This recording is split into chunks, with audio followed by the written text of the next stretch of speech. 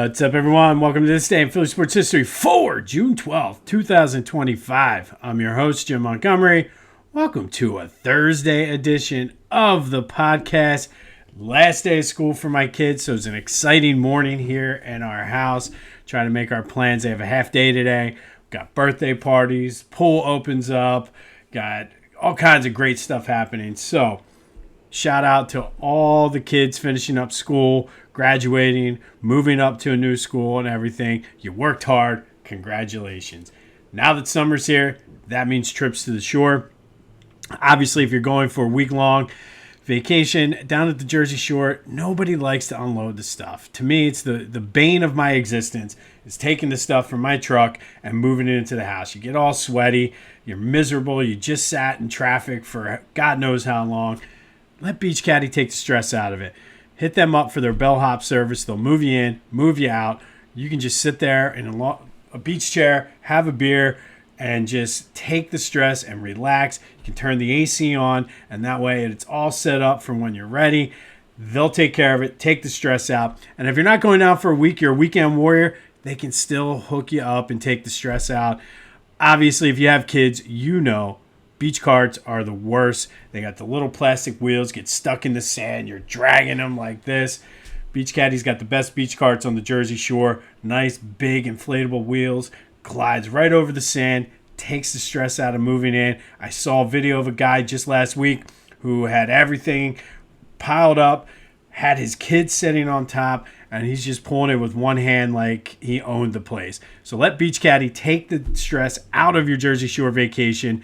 If you're in Sea Isle, Ocean City, Avalon, Stone Harbor, or Wildwood, hit them up. Use the promo code Jimbo for 10% off your bellhop service as well as your beach cart rental, and let Beach Caddy take the stress out of your Jersey Shore vacation. BeachCaddy.app. If you're available in Ocean City, Sea Isle, Avalon, Stone Harbor, and Wildwood, use that promo code Jimbo for 10% off your bellhop service as well as your beach cart rental. All right, ladies and gentlemen, please keep your hands and feet inside the vehicle at all times. Please secure your lap bar and make sure you are seated at all times. The roller coaster that is the Phillies season continues to roll on. 7-2, they look like a legitimate title contender yesterday. 7-2 win over the Cubs, took the series. Now, they won the season series against the Cubs 4-2, which is huge for tiebreakers once we get later into September and October. But Jesus Luzardo, they'll never come out and admit that he was tipping his pitches, but if you've seen the social media posts, you can see he obviously was. Yesterday, came out with a bigger glove, had hand positions a little bit differently, and was outstanding. Went 6 innings, gave up 1 run, struck out 10. It's like the 3rd or 4th time I saw on the broadcast he struck out 10 guys this season. The bullpen was solid.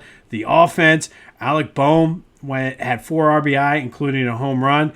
So, I mean, we ripped Alec Bohm a lot. He's coming around. We ripped Trey Turner. He came around, went after Bryce a little bit earlier in the season. He was coming around before he got hit. Yesterday, if you listened to the show, I went after Kyle Schwarber a little bit, saying, where's June Schwarber? Well, it's hitting season. Hit a home run yesterday. So I guess who's next? Who should we call out next? Bryson Stott? What are you doing? Like, should Aiden Miller be starting over Bryson Stott? I mean, whatever we got to do, you tell me. Who should I go after next? I think it's got to be Stott. Actually went after Marsh a little bit, and he started coming around too before he hurt his elbow. So, good win. The roller coaster continues. And truthfully, this team is the team that played yesterday, but they're also the team that got swept by the Pirates. You just never know who's going to show up, which team. It's going to be a roller coaster ride throughout the summer, ladies and gentlemen. But I like Otto Kemp. He's been solid. 1 for 4. He scored a run. So, I don't know. Stott, you're up, man. Get your head out of your ass and do something. I'm sick of, popping up, short fly balls to center field. I feel like that's all he does. Now, he's having good at-bats, working counts. I guess it'll come, but come on, Stott. It's your turn now. They're off today. Open up a home series against the Blue Jays tomorrow. Get to relive the trauma and the PTSD that is Joe Carter all over again, all weekend. But it's all right as the Phillies take 2 out of 3 from the Cubs. And really, will the real Phillies stand up? I don't know. All right, let's get into some quick housekeeping. First and foremost, shout out and good luck to the Upper Dublin Cardinals today, who take on I'm not sure what their mascot is, but Shaler in the PIAA 5A state championship game today, 4:30 up at Penn State. Looking forward to that. My son's teacher son is one of the pitchers on the team. Good dude. She's a great teacher. I've had many conversations with her throughout the year, just obviously about my son, but like talking about him getting into baseball, pitching, and how her son was the same way. So good luck to the Upper Dublin Cardinals today as they take on Shaler for the PIAA 5A championship. Should be on YouTube. I know Upper Dublin Media always has like football games and basketball games, so I'm assuming they'll have this broadcast as well. So go Cards! Be sure to follow me on social media, Jimbo_Mott on Twitter and TikTok, on Instagram at PhillyJimbo. Subscribe to the YouTube channel, Jimbo_Mott. Continue to spread the word as we grow this thing. As always, there are highlights on my social media, including Facebook and LinkedIn. So be sure to check that out as well. And just some programming notes, a little bit of clarification because I had some people reach out. After this weekend, we will no longer be doing weekend shows anymore. It'll be simply Monday through Friday. This Day in Philly Sports History is not going anywhere. Monday through Friday, there will be This Day in Philly Sports History. There would seem to be some confusion about that. Just kind of giving up the weekends in an effort to expand some things, toying around with some live ideas. Obviously, I've been teasing and telling you about the Eagles pregame show for this fall. So the podcast itself is not going anywhere. Going to be working on some behind-the-scenes stuff as well with presentation and things like that. So Monday through Friday, we will still be here. Tuesday, Motivation Positivity isn't going anywhere. Fridays with AI is not going anywhere. I have some special things for like Mondays, Wednesdays, and Thursdays as well. So just stay tuned for all that. But we are still going to be coming at you every weekday with an episode of This Day in Philly Sports History. So I wanted to clarify that because I know a lot of people were like, what do you mean you're not? It's just, it's time. I feel like I truly believe in the vision and what I see this podcast being. And it's just, I feel like it's almost like the addition by subtraction, just cutting off those weekends, allowing me to focus all the content Monday through Friday and then expand the horizons and expand and do some other things on the weekends. So stay tuned. Big things happening this summer on the podcast. Want to celebrate Upper Dublin baseball? This would be the perfect scenario for this. Lotwin has your 3D custom hype chains. Be great to have an Upper Dublin 3D hype chains that you can wear to baseball, football, basketball, volleyball, soccer, whatever. These things are awesome. Custom made. The artwork is meticulous. They'll work with you to get you exactly what you want. So go to lotwin.com. Get your 3D custom hype chain. Use the promo code TCCPOD for 10% off of your order. That's lotwin.com, TCCPOD for 10% off. Get hype and get your custom hype chain. All right, yesterday's trivia question. We were talking about Lenny Dykstra and hitting over 400 through mid-June en route to finishing 4th in the batting title. But Phillies have won the batting title 9 times. And I asked you, who were they? A lot of people got the first two of them. Richie Ashburn did it in 55 and 58, and Chuck Klein did it in 1933 when he won the Triple Crown.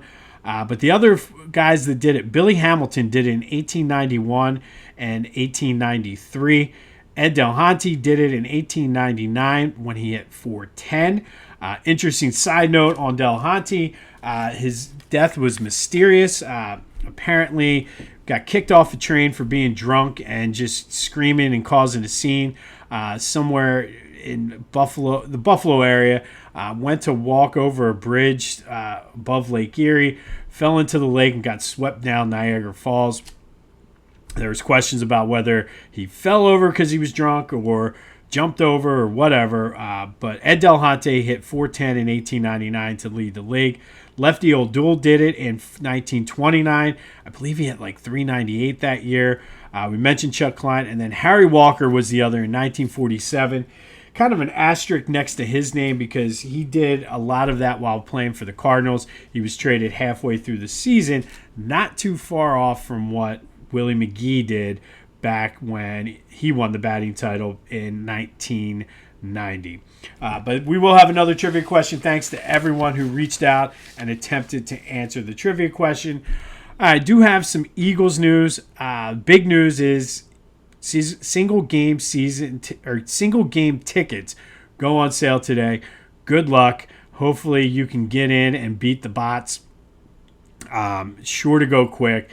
And I don't know if other NFL teams are like this, but there's so many season tickets for the Eagles that it's a tough ticket to get. But the other story was our old pal Chris Sims is at it again, did his quarterback rankings, and I forget whether he had Jalen 10 or not even in the top 10. And I figure everybody else was talking about it. Give you my 2 cents on Jalen Hurts' ranking and things like that. And quite frankly, I don't care where he's ranked. You could rank him 32nd. I know what he is. I know what he does. He's the Super Bowl MVP. Is he consistent sometimes? No. But listen, we've seen what he can do when he needs to do it. And if I had to put him in a ranking, I think you'd have to put him top 5. I mean, you have Mahomes who's had 2 non-Mahomes-like seasons the past 2 years, but all right, I'll give you that. You go with it. Like, I mean, I don't know if I'd take him over. Who am I kidding? I would take him over Jalen. But then I think Jalen fits right in with the next group of guys, and I even would almost put Mahomes in this category. We got Josh Allen, Joe Burrow, and oh my goodness, Lamar Jackson. I think he certainly is right there. I think he's a step above guys like Jared Goff. I hear his name thrown out there, Matthew Stafford. I would put Jalen above those guys. And truthfully, I would take Jalen over a guy like Burrow. I would take him over Lamar Jackson, who can't win in the playoffs. I would take him over Josh Allen, who, yes, he puts up the good number. And I think Josh Allen might be the closest comp that I would struggle with. Like him and Mahomes, I don't know if I would take those guys over Jalen. And that's not a knock against Jalen. But I think Jalen belongs in that class of quarterback. But quite frankly, it doesn't matter where people rank him. Because to me and to every one of you out there, the only stat that should matter is Super Bowls. And Jalen is 1-1 in Super Bowls. And only 2 quarterbacks have won Super Bowls in Eagles history. And listen, going back to college, all Jalen Hurts does is win. It might not look pretty.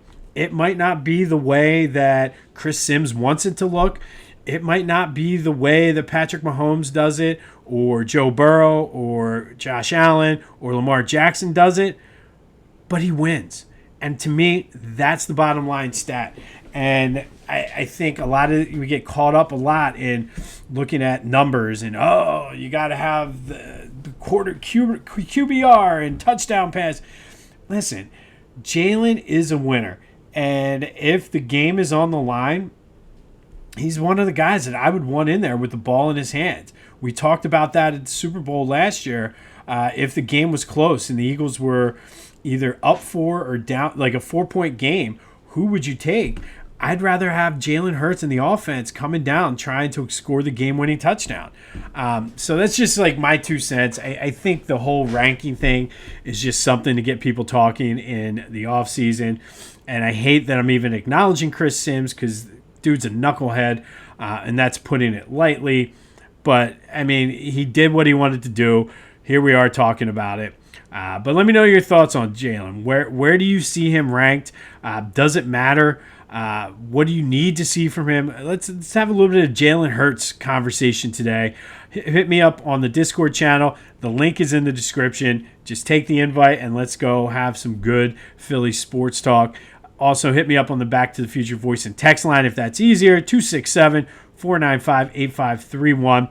Get that. Anything else? Want to talk about the roller coasters, the Phillies? That's all fair game too. Hit me up on my social media. But what are your thoughts on Jalen and his ranking? And does it even matter?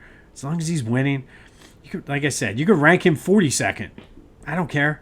You could rank him as the third best quarterback on his team. I don't care as long as he keeps winning. All right, June 12th. Got a couple Philly tidbits today.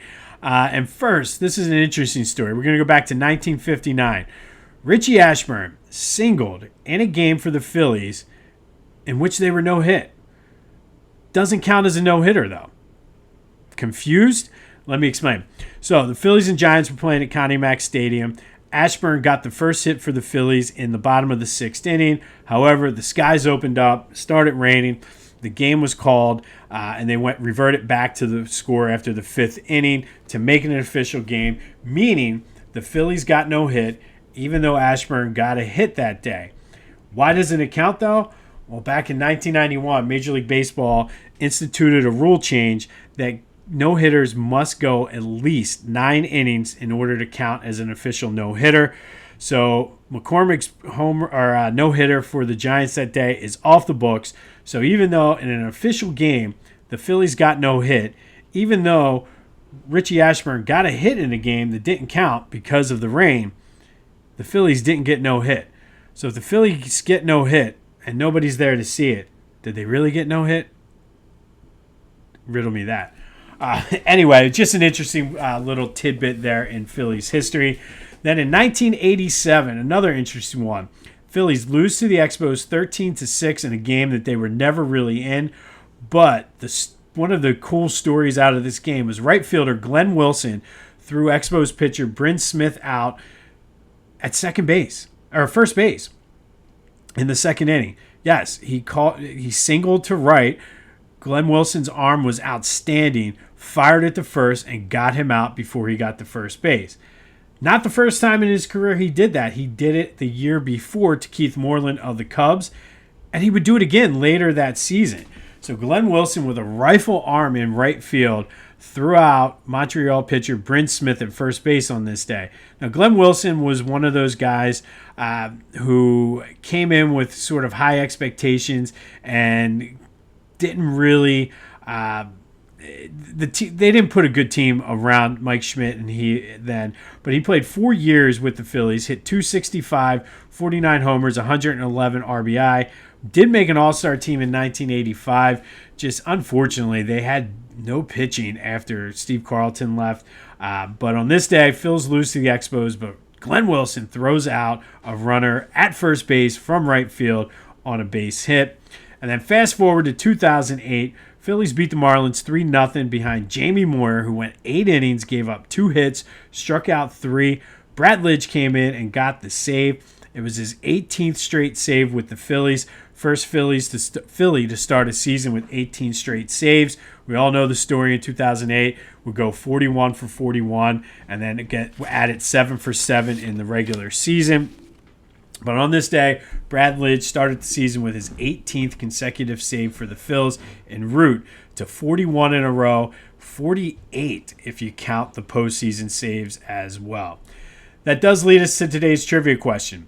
Brad Lidge, during that stretch, had 47 consecutive games without a blown save, dating back to the 2007 season with the Astros, going into the 2009 season. That doesn't include postseason. So 47 consecutive games without a blown save. As far as I could tell, that is a Phillies record. But trivia question of the day. Who holds the Major League record for consecutive saves without a blown save? Bonus trivia question if you can tell me how many games that is. That is today's trivia question in honor of Brad Lidge. Be sure to check out my boys at the Clashing Conferences podcast. Great things happening on the Sports Fan Network. Go to clashingconferences.com to see how you can join and get involved. Lots of great things happening. They're always looking for members. This is a great group of guys, and you can just hop in and join and be on the podcast. Big episode this week. If you're an old school person like me, and you saw, I posted this on my social media as well.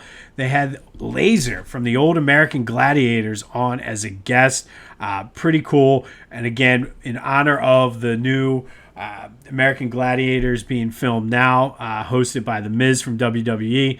Very excited to see that. Love the American Gladiators, but Laser is on one of the podcasts. Those episodes drop on Thursday and Friday. So go to clashingconferences.com.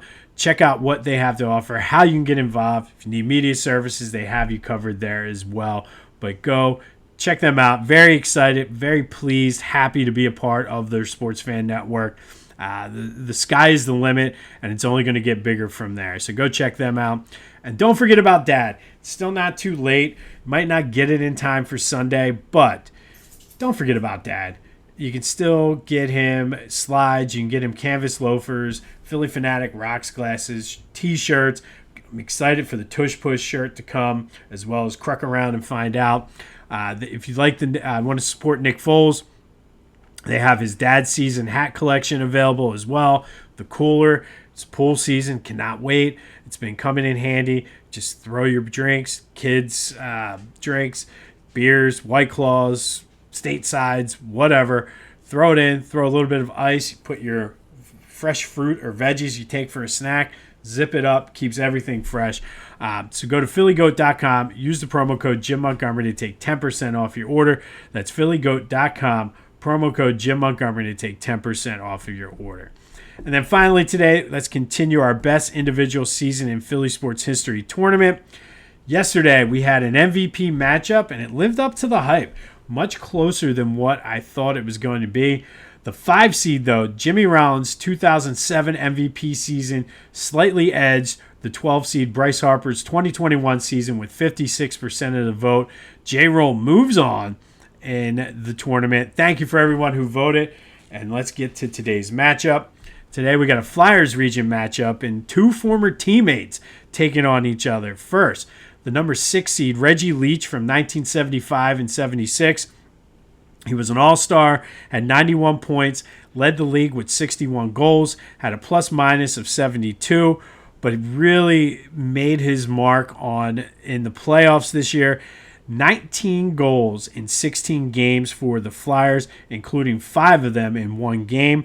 Flyers did lose to the the Canadians in the Stanley Cup Finals that year, but in a losing effort, Reggie Leach became the first Flyer to win the Conn Smythe on a losing team. Bernie Parent had won it the 2 previous years, so third straight Flyer to win the Conn Smythe. He's taken on the aforementioned Bernie Parent, the number 11 seed. His 1974-75 season, he was an all-star, went 44-14-9 with a 2.04 goals against average, including 12 shutouts, had a .918 save percentage, won the Vezina Trophy, but was outstanding in the playoffs. His numbers were even better, a 1.89 goals against average, had 4 shutouts, including Game 6 of the finals against the Sabres, where he had 32 saves en route to his second Conn Smythe Trophy. Flyers win their second straight Stanley Cup.